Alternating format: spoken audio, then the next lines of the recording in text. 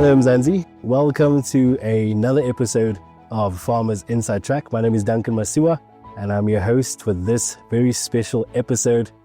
Out in the Bundes again, all the way in Klerksdorp, Northwest.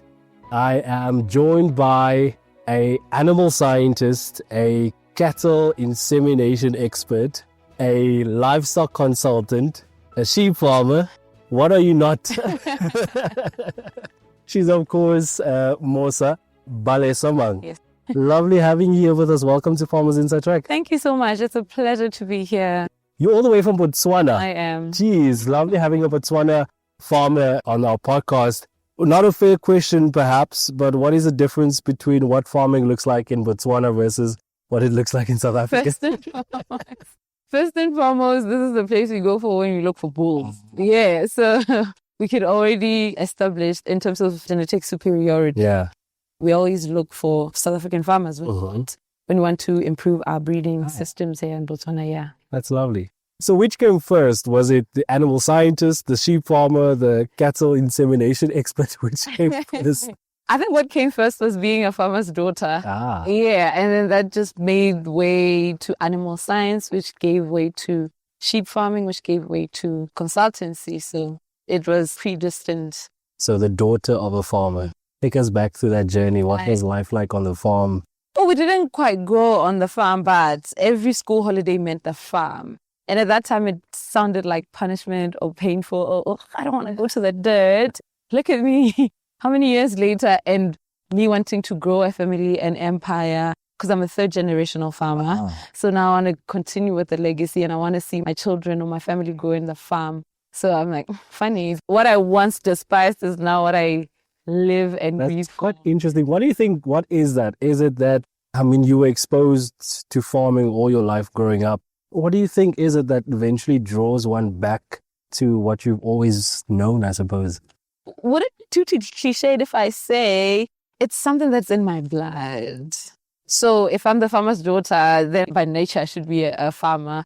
But it also is a way of maybe how I saw what we did at the farm. And I sort of identified a gap. And I was like, but if we do it like this, maybe we would make money. As the inspiration will always come to South Africa.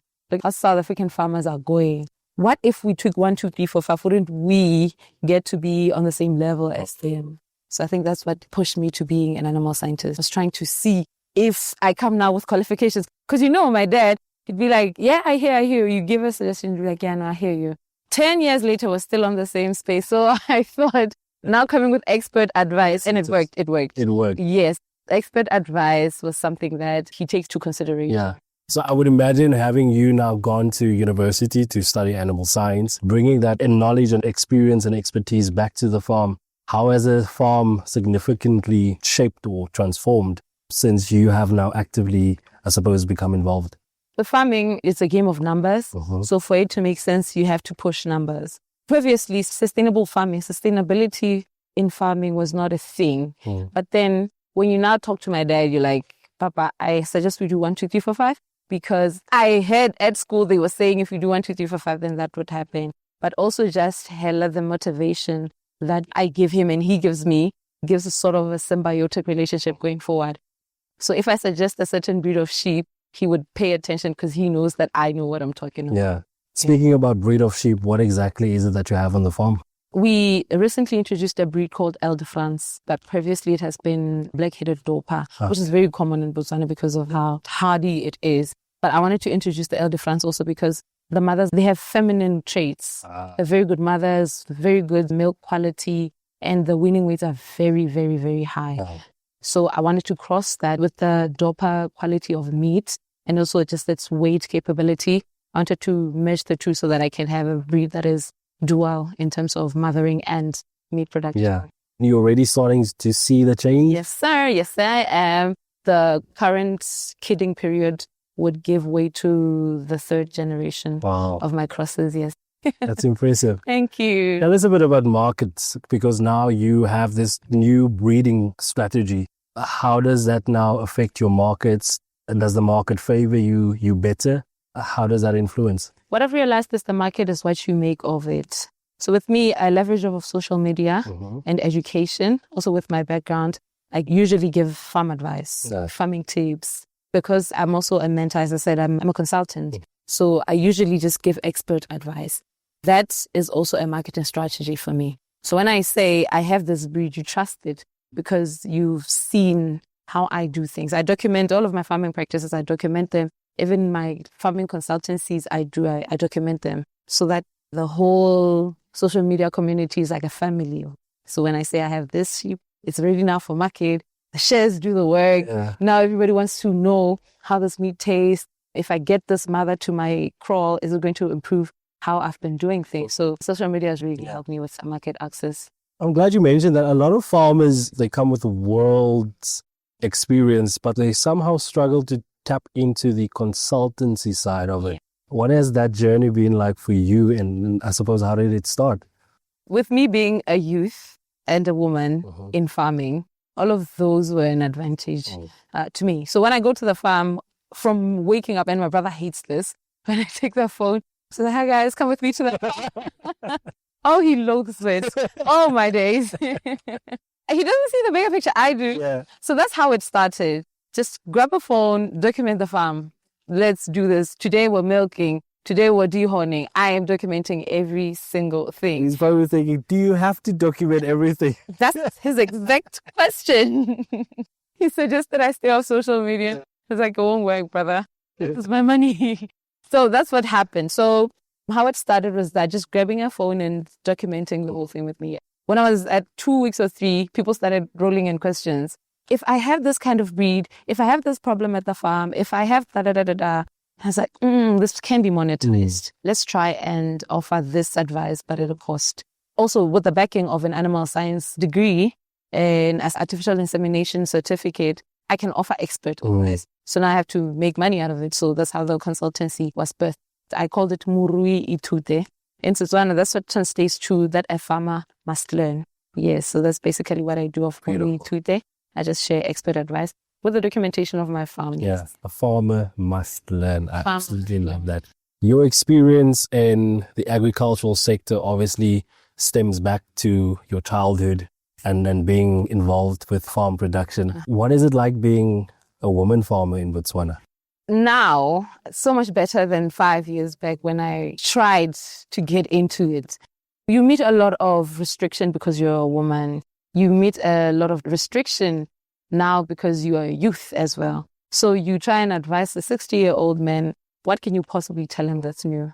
So you get a lot of those questions. But farming is dynamic as well as science. Science is dynamic. So farming being an agricultural science, it's very dynamic.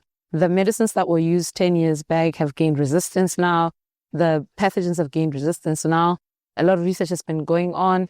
Now we have new medicines in the market, but our fathers can't listen to that. But we keep trying and trying and trying. What helped me as a young woman in farming was consistency. And I've sculpted in Botswana a brand where you associate that with farming excellence. That's what helped me. I'm glad you mentioned farming excellence. What does farming excellence look like on your farm? What are some of the strategies that you swear by that contributes to your success? I tend to partner with the environment. So there's a saying that you don't have to stomp onto the ground, but you need to glide with it. You need to walk with it. Don't stomp. Don't stomp. Glide. Glide. What basically that means is you need to work with your environment. So to me, that is something that's very substantial. We need to be people who take care of an environment, who advocate for its sustainability. So in my farm, I do a lot of minimum disturbance to the natural ecosystem. My sheep are free range and they are on minimal supplementations because where we are is a grassland savanna and sheep graze us. So they tend to stay in a certain period for a certain period of time before they can move. So that is being in partnership with the environment. So they give that environment time to recover while they've gone to the other side. As an animal scientist, I feel it's my duty to spread that message, to be that responsible, have that integrity of being a custodian of our environment. Yeah. So as we glide out of this interview, what is your advice for a young farmer listening to you right now?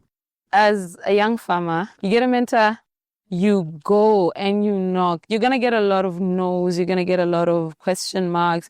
You're going to be doubted. You're going to be questioned and looked down upon. the dream must burn. It must burn brighter than all of those no's, all of those maybes, all of those questions. It must burn brighter. It must bother you. If you don't do anything going toward that dream every day, it should burn inside of you. If you're sleeping, you wake up, write something down like, I know a breed today that I didn't know previously. What I'm basically saying is work towards your dream every single day. Work towards your dream every single day and make sure that whatever the naysayers are saying, that your dream shines brighter than what they are saying. That's Mosa Balesamang, a farmer all the way from Botswana. That brings us to the end of this episode. Make sure that you visit our platform, our podcast, and any of your favorite platforms. And be sure to read the article on this episode on foodfromzansi.co.za.